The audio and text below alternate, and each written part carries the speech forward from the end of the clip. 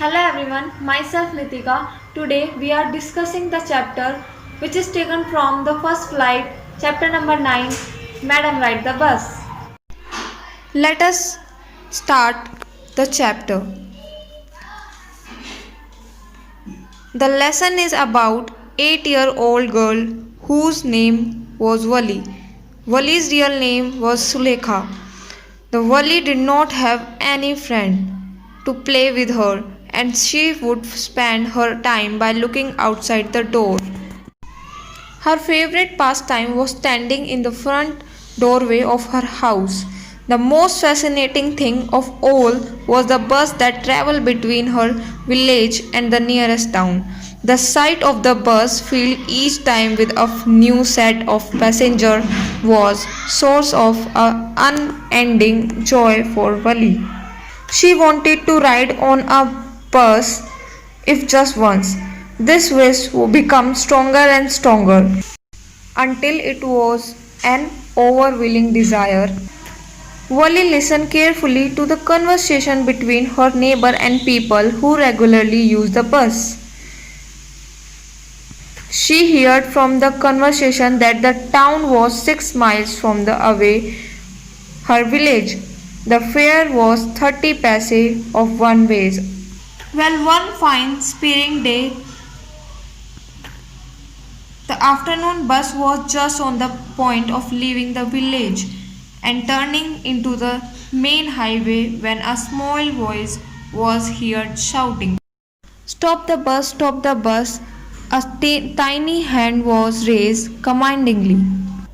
After the entering of Wali in the bus, the conductor said, "May we start now, madam?" The conductor asked, smiling. Then he blew his witness twice and the bus moved toward with a roar.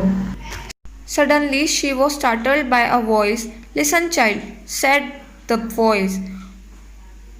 "You should not stand like that. Sit down."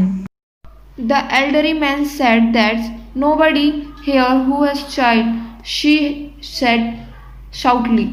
"I have paid my 30 paise like everyone else." The conductor chimed in, "Oh sir, but this is a very grown up lady.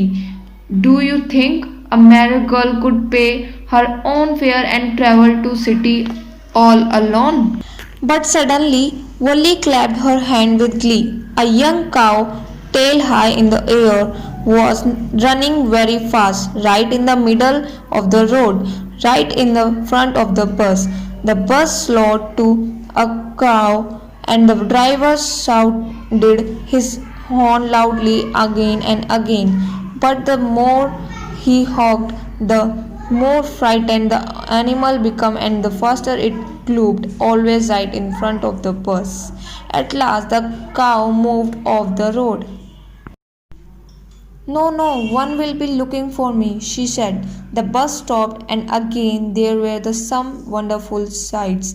Wally was not bored in a slightness. The greeted everything with the same excitement.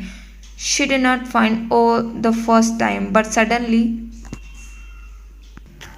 she saw a young cow laying dead by the roadside, just where it had been struck by some fast moving vehicle. "Is that the some cow that ran in front of the bus on one trip to town?" she asked the conductor. The conductor nodded and she was overcome with sadness. She said, "What had been a lovable, beautiful creature just a little while ago had now suddenly lost its charm and its life and looked too horrible, so frightened as it lay there, legs spread eagle, a fixed stare in lifeless eye, blood over." The girl said, "This is too horrible. How is this happen?" How the cow was dead. She was so sad. After this, the bus moved on. When she entered her house, she found her mother awake and talking to one of Wali's aunt, the one from the south street. This aunt was a real chatterbox, never changed her mouth and never closing her mouth. She started talking. Where have you been? Said her aunt when Wally came in. She spoke very closely, not expecting a reply, so Wally just smiled, and her mother and aunt went on with their conversation. Yes, you are right. Her mother said so many things in our midst and in the world outside. How can we possibly know about everything? And even when we do know about something, we often can't understand it completely, can we? Oh, yes, breathed Wally. What? Asked her mother. What that you say? Oh, said Wally, I am just agreeing with what you said about things happening without your knowledge. Just a child of a girl, she is, said her aunt, and yet look how she spoke or pokes her nose into our conversation. Just a throw she were a growing lady. Wally was smiled to herself. She did not found them to understand her smile, but then there was not much chance of that was there. Thank you so much.